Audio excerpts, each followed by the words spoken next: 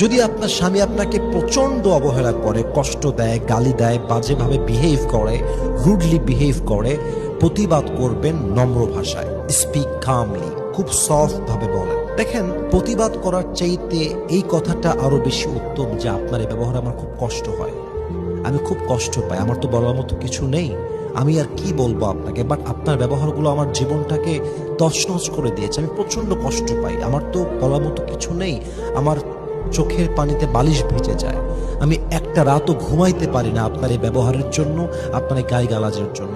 এই কয়েকটা soft word আমার মনে হয় যে গালিগালাজের চাইতে এই কথাগুলো একজন মানুষের মনে বেশি আঘাত করে, যদি সে মানুষের বাচ্চা হয়। এখন যদি আপনার স্বামী মানুষের কাতারেই না পড়ে, যত যাই বলেন আপনার স্বামীর মন কিন্তু গলবে না। বাট যদি মানুষ হয়, আপনার এই কথাগুলো আপনার স্বামীর মনকে গলাতে পারে। কারণ কোরআনে এসেছে ওয়াকুলু লিন্নাসি হুসনা, কথা বলো সুন্দরভাবে, সফটলি ওয়ার্ড ইউজ করো, নম্র ভাষায় কথা বলো। হতে পারে তোমার শত্রুও তোমার বন্ধু বানায় দিবে একজন। বলেন সবাই, তিনি কে? সো স্বামীকে প্রতিবাদ করবেন নম্র ভাষায়, বুঝিয়ে বলবেন যে জান, এমনি বইলো না, কষ্ট হয় তো, তুমি তো আমার স্বামী, আমি যাব কোথায়, সব ছেড়ে তোমার বাসায় আসছি, তুমি যদি এমন করো আমি যাব কোথায়, আমি তো একজন মেয়ে মানুষ।